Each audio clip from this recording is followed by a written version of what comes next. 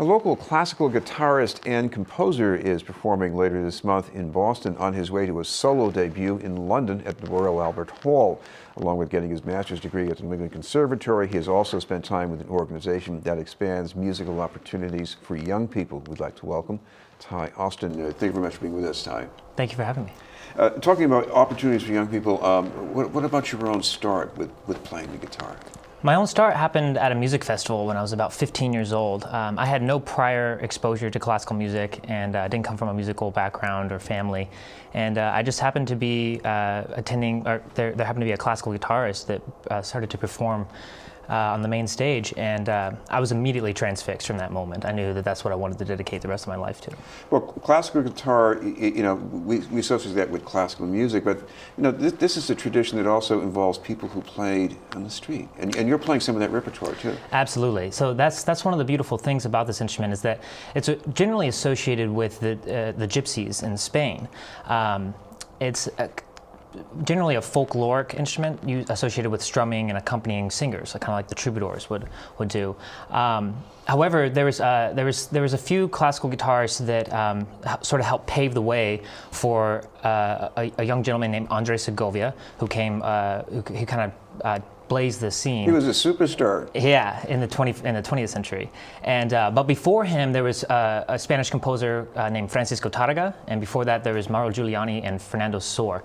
And these key figures kind of really establish a method and a structure to teach the classical guitar in a conservatory setting, which was just recently adopted, actually. I think it's only been maybe 60, 70 years since we've been able to study classical guitar in a conservatory setting. Well, another offshoot from Iberia, of course, is music in Brazil, and there's a piece that I think you're going to be playing in London by a composer whose name is Jorge Morel. Talk a little bit about that.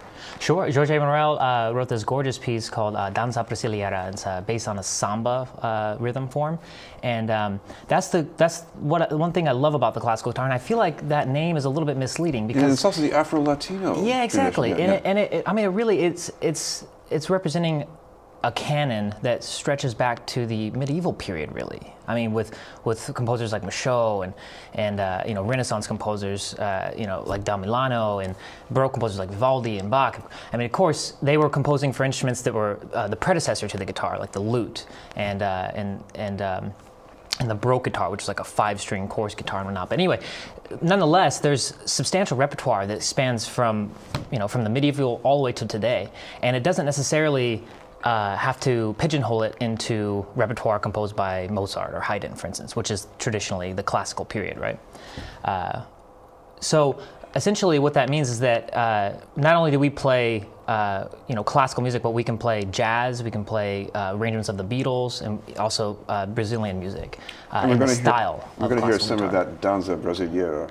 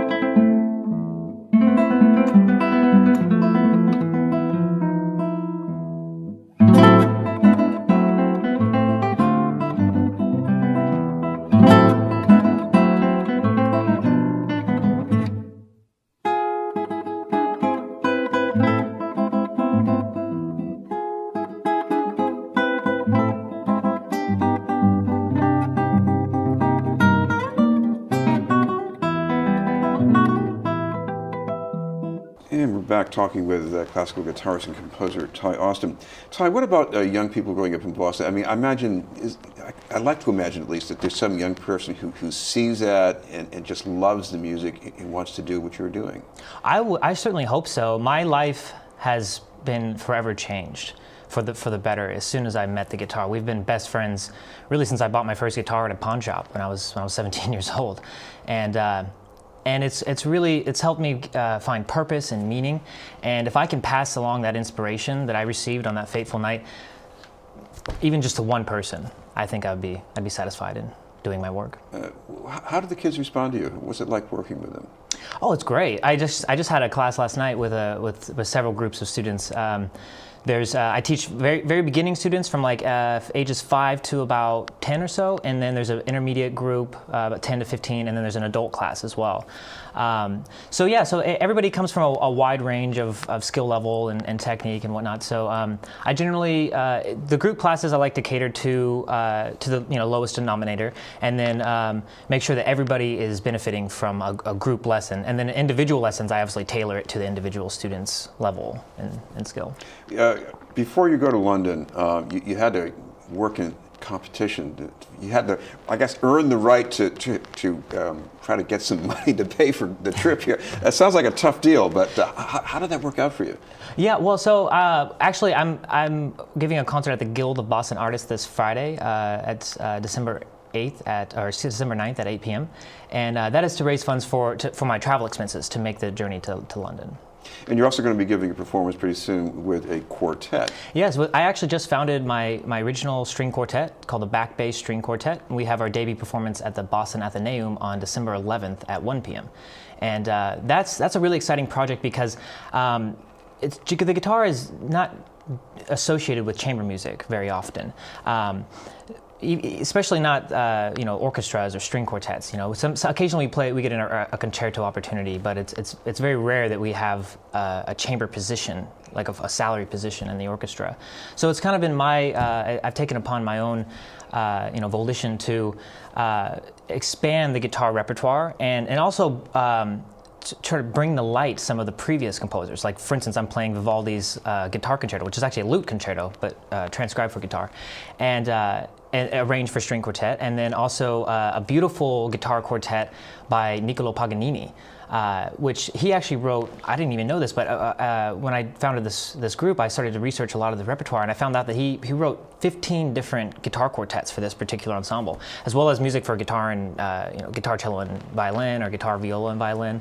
So basically what I'm trying to say is that there's a lot of repertoire out there that's already pre-composed by substantial, reputable composers that really just haven't seen the light of day, and that's kind of, I've taken upon myself to try to share that with the community. And we're going to hear an excerpt of one of the pieces you're playing with the quartet. This is a Spanish romance? Yes, this is a Spanish romance, and I actually composed the introduction to this, and then I wrote all of the string parts to accompany the original guitar part. So the guitar is the original score, and then everything else is my own arrangement and composition.